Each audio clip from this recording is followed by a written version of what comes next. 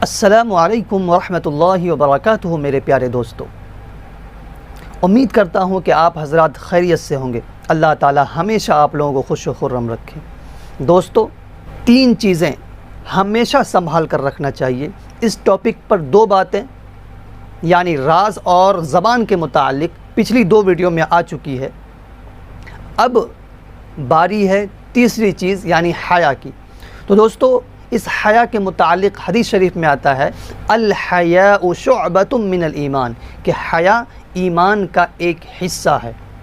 اگر یہ حیا اولاد میں ہو تو والدین بڑے ہی فخر کے ساتھ چین اور اطمینان سے زندگی گزارتے ہیں، اور اگر یہ حیا والدین میں ہو تو بچے کی بڑی اعلیٰ اور زبردست تربیت ہوتی ہے۔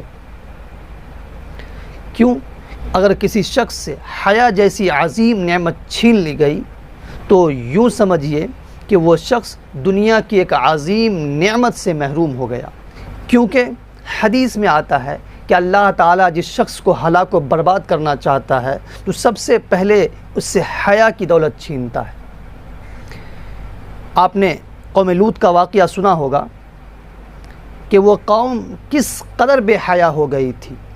نتیجہ کیا ہوا کہ اللہ تعالیٰ نے بیک وقت اس پر کئی عذاب نازل کیے، زلزلہ کا الگ، پانی کا الگ۔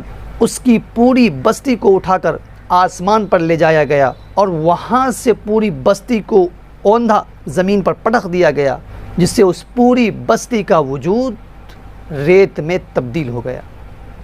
تو دوستو، جو معاشرہ بے حیا ہو جاتا ہے، جس معاشرے میں بے حیائی عام ہو جاتی ہے، وہ معاشرہ جرائم کا اڈا بن جاتا ہے۔ دوستو، حدیث میں آتا ہے اذا لم تستحی فاصنع ما شئت، کہ جب انسان بے حیا ہو جاتا ہے، جب انسان حیا جیسی عظیم نعمت کھو دیتا ہے تو پھر وہ جو چاہے کرتا ہے، اسے کسی کی پرواہ نہیں ہوتی۔